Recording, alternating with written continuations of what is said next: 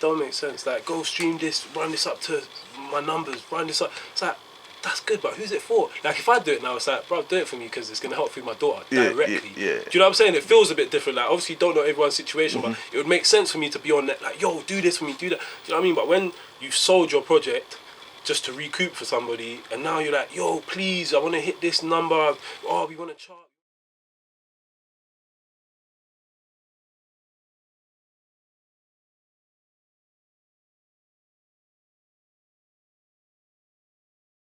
Like that. Just how do you just handle all of which comes your way on a day-to-day basis? Sometimes I don't handle it, man. Nah, I mean, bro, it's one of those things where it's strenuous. Like, you know, like, I feel like if you sat and had to think all day and think of things that make the mind work, I think it's more strenuous than like doing some physical activities all day. Do you know what I mean? Like, you'd get more tired from sitting there and using your brain all day in certain situations. So like, to balance it, it is strenuous, bro. You kind of like, it's like physical strength. You kind of just start adapting. You mentally just start compartmentalizing things and just like, yeah, man, you have to dedicate to one thing at a time. Like I was saying before, I've learned that multitasking, like, if you're trying to do your best at each task, you can't multitask. You have to give 100% to each task at a set time. You know what I mean? So for me, it's just trying to scale back how many different things I'm thinking of as well, and how many different things I have to handle.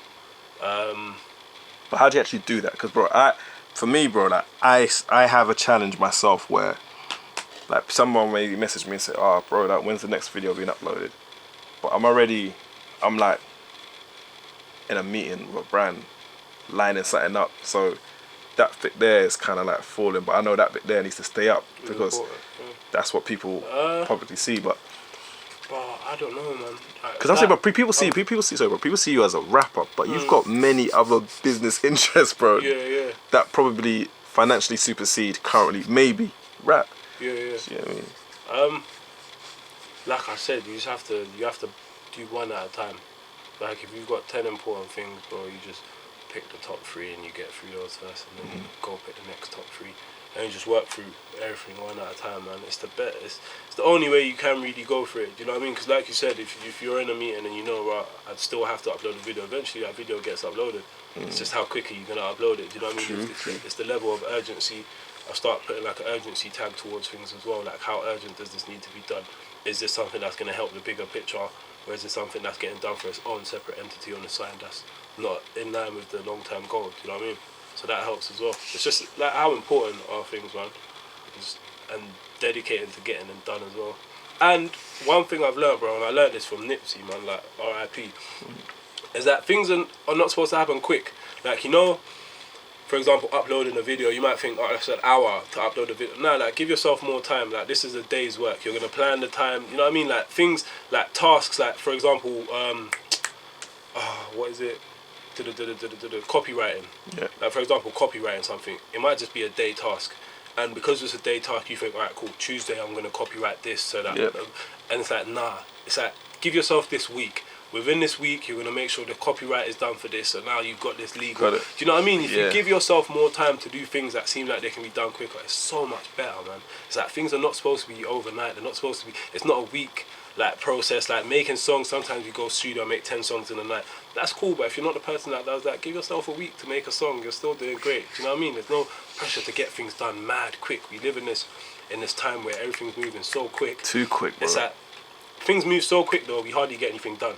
Like, if you check, like, the efficiency and how effective things are, it's like, the more time you give it and pre-plan things, it's more effective, you know what I mean? So just give yourself more time. That's another thing that too.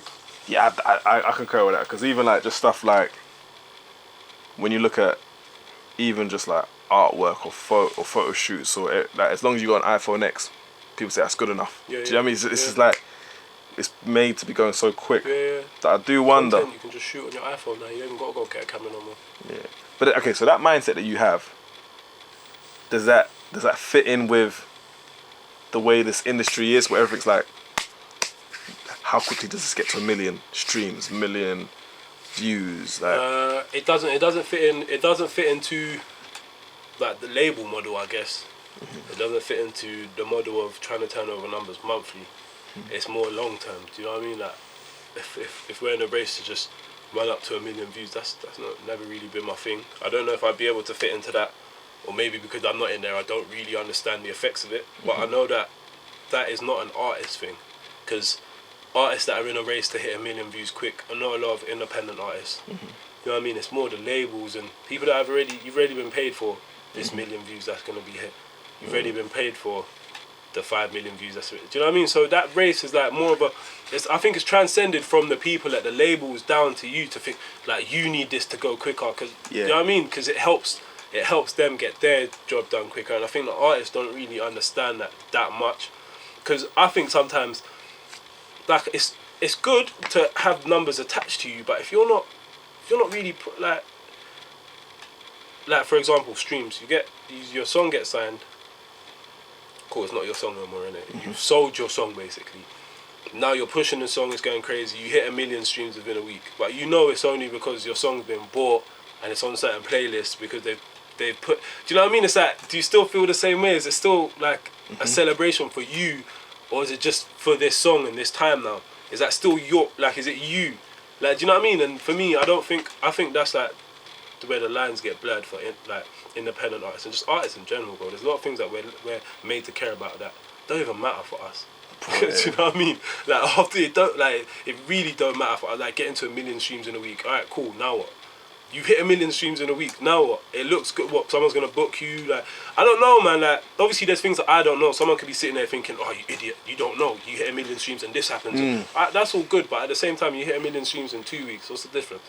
Do you know, bro? It's bro. You see that level of concern or the transfer of energy of, I've already made the song, it's created, but it's what do people call when they say they sometimes try to find if there is generational trauma, like from black people or mental slavery, where it's like your grandma was worried about this and then your mum worries about this and then just somehow just gets into you.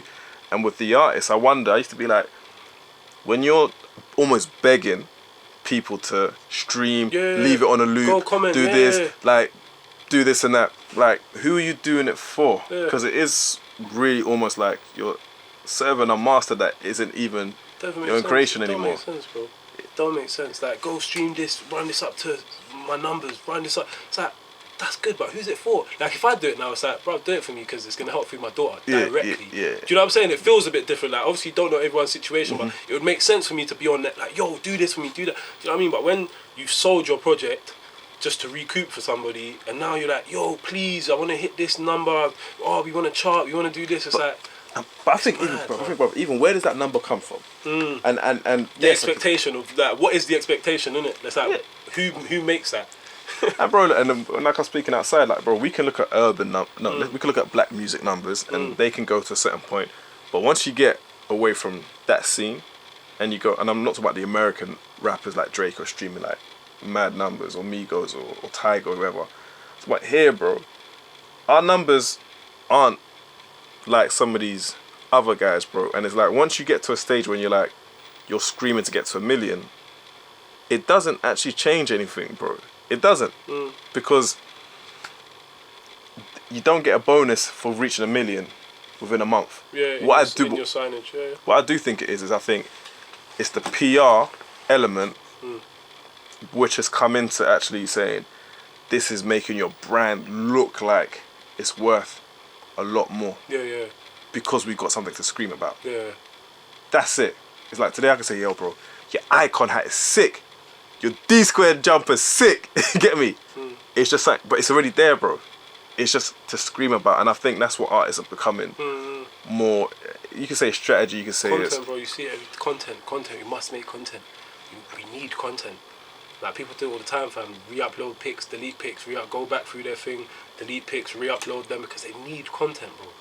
Like we need content. It's just this content like frenzy, bro. We need content. Man are dancing and doing mad things to promote their songs, bro. Like we need content. We just need it. But like, pick the camera up, dance to your song, promote it. We need content, bro. But isn't that? But again, as an artist, for you must have had probably people in your ear saying, bro, listen, fam, you're cold, yeah, but people just don't.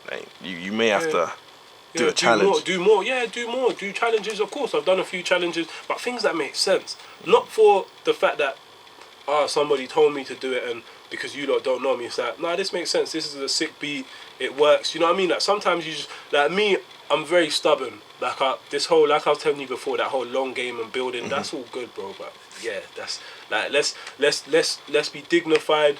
Let's keep the dignity, but at the same time, let's play the game that everyone else is clearly playing. Do you know what I mean? Yeah, it's like if there's offside, man has to play offside. Do you know what I'm saying? So for me, it's just my whole thing is I've switched now. Now it's just trying to be more consistent as a musician and showing different elements to music. So you might see me do more freestyles now. That helps my Instagram people. You know what I mean? You come and you find more music. Think just regular artist stuff. A lot of it is that this is the new model. Like this is the digital age. That's our new model in it. In order for you to see me and hear about my stuff, you need to see some kind of content on it. So it's for me to just.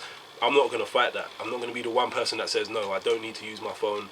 I don't need to do challenges. I don't need to do nothing.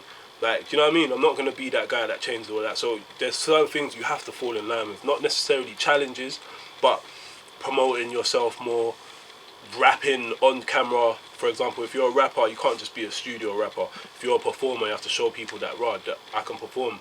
You know what I mean? Film your shows and certain things. So for me, it's just doing more that's in line with my brand. Nothing that's out of character. So you won't see me on these mad things, dancing mad funny, and do you know what I'm saying? Do you know what I mean? That's not in line with my brand. But someone might do it to my song and I post it because you know what I mean. It's on brand, off topic.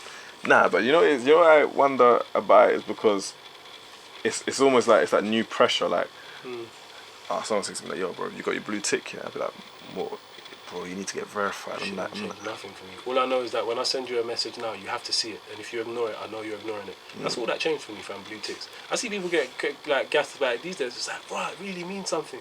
Like, bro, the airport, them things mean something. I didn't even know. Like, bro, the blue tick means something at an airport, bro. Insurance. Wait. No, I'm being serious. You go to an airport, you show someone you got blue tick, you can get priority in certain things, bro. Like, they'll rush you through the line. Like, I've got to make certain things. Like, things with privacy glass at the front of your car. Yo, I'm a celebrity. I have a blue tick. I've got certain things. If people see me, it's more of a distraction on the road for them than for me to not have my tints at the front of my glass. Like, there's certain people that have bust cases like that from having blue ticks. So you might not see the benefit, but it's mad. Like, it's mad. Like, trust me. Like, there's been a certain case where, yeah, man, like, you can. I don't know if it's legal, but someone has bust a case from having the dark tint on the front of the window, and because they've got a verified blue tick, they've said it's more of a distraction for people on the road to see me than it is for me to have this up. And they didn't. I don't think they got prosecuted for it. You know what I mean? Let me draw your attention to how authentic do you think the music industry is currently? How authentic? Yeah, as in. You see, when you say the music industry, yeah, it's hard to gauge it because we're only part of like this little small bubble that we think. So our bubble, then. Yeah, like, our bubble as black men, who It's not authentic, man. It's not all the way authentic, and people can see that only because, like, authenticity, it stems from like friendships, history, and like common interests and goals, isn't it? Facts. There's a lot of people in this industry that have common interests, that are from the same places, trying to get out of the same kind of struggle, and they might know each other from the past, but because they're in a position in music that they don't want their position to be threatened, they'll outcast their friends that they've grown up with for ages, bro. Like, that's not authentic. That's not real. This is your guy. You lot know each other. You grew up with each other. You love each other. But as soon as it gets to music, you cut that off.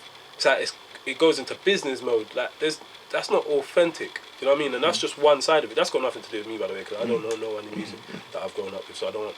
You know, but I'm just saying, there's things that I notice that, right, you're in a position where you could just do one little thing and help your boy, like one little thing, and help your guy. Do you know what I mean? And for there to be true authenticity in this thing, it has to stem from a place of love. Like, mostly, I don't want it to sound mad weak, but like genuine love is where authenticity comes from. Do you know what I mean? It's either a love for something, love for someone, or love of self. Do you know what I'm saying?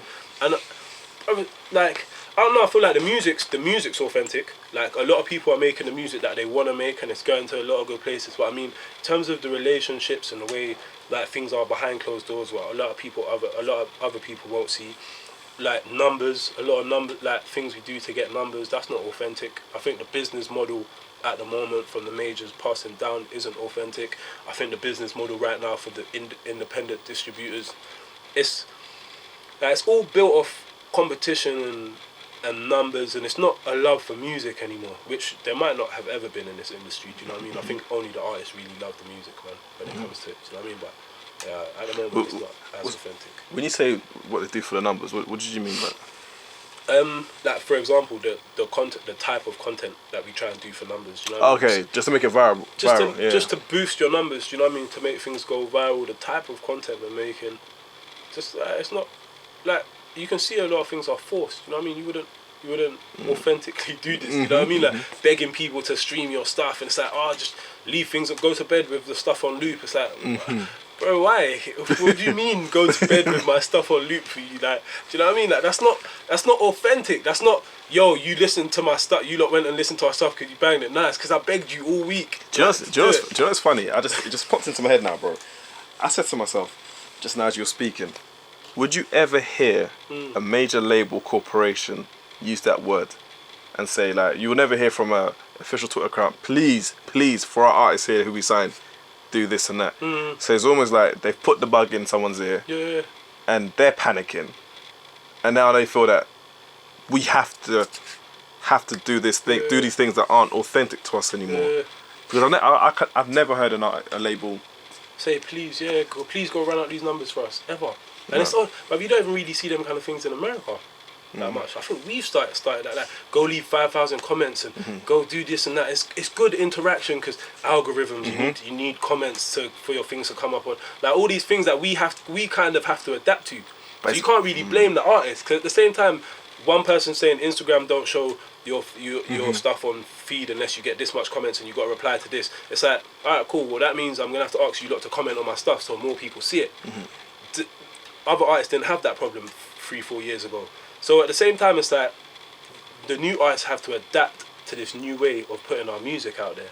So it feels like a distraction, bro. Yeah, at the same time it's a distraction, but it's like that's their new model. That's the new model in a sense. Do you know what I mean? Because other people are doing other things and only some people do it. Sorry, it feels like that's a new model, and if that's where you fall, that's your category. Do you know what I mean?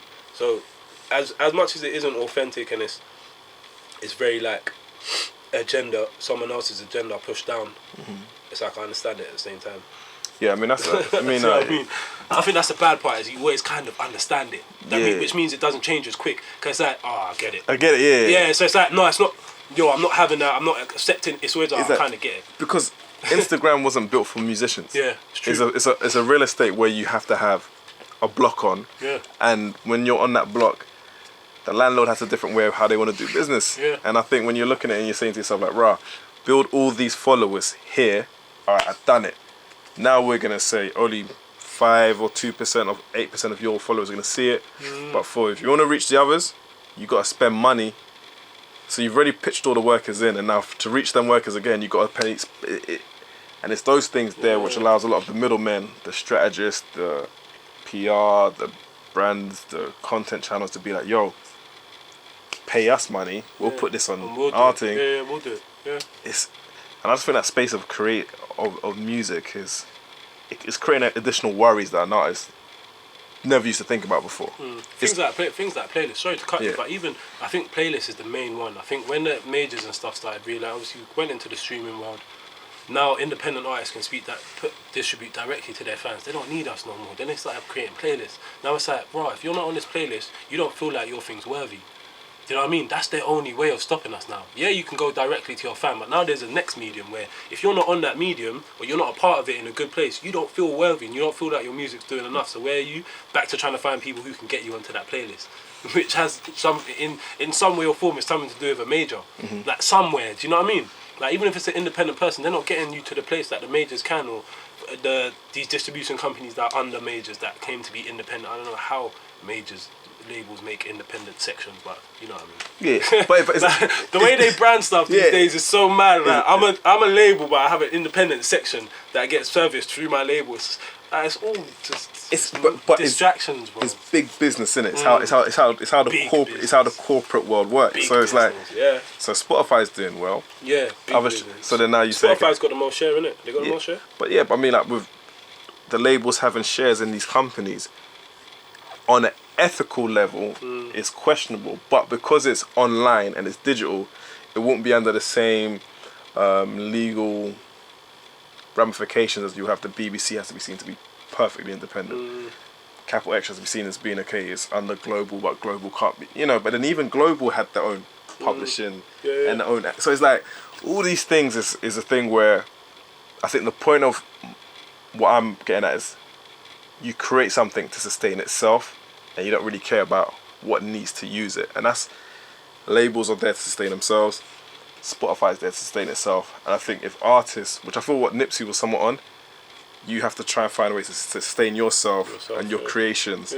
Because if you don't, you're just feeding into their thing. And it's like you kind of need their thing, but at the same time you need your own things as well. Like, you know, cool, to get it to the masses, everyone has Spotify, everyone has Apple Music, fair enough. You're not going to be the one artist to get away from that, you know what I mean? You can just run on your own thing, cool, take your little 1,000 fans and build that. It's going to take you a lot longer, you're going to lose a lot of opportunities, you know what I mean? So there's things that you have to fall in line with, and that, but at the same time, like you said, ethically, I don't know, man. Yeah. I don't know. So we're talking about authenticity. So, for example, so you're somebody that, I remember like you were saying about the whole thing of like you and Cadet, you still talked about that whole underrated type of thing. Man. I don't know, when I last saw you, he hadn't passed at that point when we did the interview. I think, So and I was talking to you about it then. Yeah. That same stuff. Yeah, man. So man, just what's some of your memories of Cadet, man, and just how that impacted on you, bro? Just like being someone that was just that used to check for like he used to do for me what I do for some people. Just hit you out of the blue and just make sure you're following your dream. That's one. It was random to me because once he phoned me, it was just like, bro, I just want to know if you're doing music. And it was like, no one does that for me. Like, I do that for people. Like, people know, like, I do that. And I get no gain from doing that. Like, I don't want nothing when, do you know what I mean? It's just, like, I just want to know that you're doing your thing. And he hit me one time and I was just like, yeah, man, like, that's mad cool. Do you know what I mean? But, yeah, bro, we went out a few times together. We weren't the closest of people, do you know what I mean? But we just had this, like, similarity. I think even with the music, you read a lot of my comments. These things I don't ignore. I read comments. I know a lot of like rappers want to act like they don't read their comments. I read comments, bro, and a lot of people say me and Cadet are similar. We sound alike, and all of these kind of things. So I think that's one thing we both were aware of. We got a mutual friend as well in CJ. CJ 100. Yeah, that's our close mutual friend. You know what I mean? So that made our thing a little closer as well. But yeah, it was just like the similarities in music and just being like, again, bro, on that same similar path of this whole underrated thing. Obviously, he embraced it more than I did. I don't really like the title underrated, but it means like because for me it meant like it's like I get heard but overlooked. Yeah. Hey, yeah. Like, I don't think we get heard and overlooked. I just don't think we get heard enough. Do you know what I mean? Because, like, for example, if I got promoted as much as other people and, like distributed into more places, like bigger artists, I think it would convert. The numbers would scale. Do you know what I mean? Like I said, I think 9 out of 10 people would like it. If they don't, it's not for you. So I think we had that similarly. We had that as well. And it was just a hard worker, bro. Like, you know this probably more than me, bro. It was just a hard worker. He really wanted to just change that whole underrated thing. Like, he really, as much as he embraced it and that was his thing, he really wanted to change that. Do you know what I mean? And he did it, bro. And he did it. And luckily, I feel like he did it before he passed away. Do you know what I mean? So, like, it's always gonna get bigger now. But yeah, like my fondest memory is just, bro, it was just a random day. I remember I was pulling up at my house and it was just like, I just want to know if you're making music. Like, you're supposed to be the music guy. And what it was, I introduced him to one of his producers, Sangi. Sangi? Yeah. So, hey, they made magic, bro. Bro, I already know. You don't have to tell me. I know. I know. So yeah, we had that as well. But there was a few nights where I think Sangi went missing in the studio. Sangi, I'm telling the people, oh God. And Cad was just wilding, bro. Yo, Cad told me the same thing. He'd be like, bro, you could be a hard one to get hold of sometimes, bro. You go missing. But bro, so Cad was just, I think he must have come down to like Harrow one time from South, just a long drive, and he was just like, bro, I can't get through to this guy. And we just, boy, just shared a little rant. Yeah. He was getting mad. Bro. I remember it still. It was late as well, like 1 o'clock in the morning. I was like, "Where's this guy?" Like, and he's coming from South Far. The drive's mad, bro. So yeah, man, there was just a couple like odd experiences, bro. Went out on my birthday. Like there was just like a bit of passage. It was just mad little experiences. But I mean, yeah, man. Like I said, the fondest ones is just them random things and just he don't get nothing from seeing how I'm doing. You know what I mean? Seeing if I'm on my path.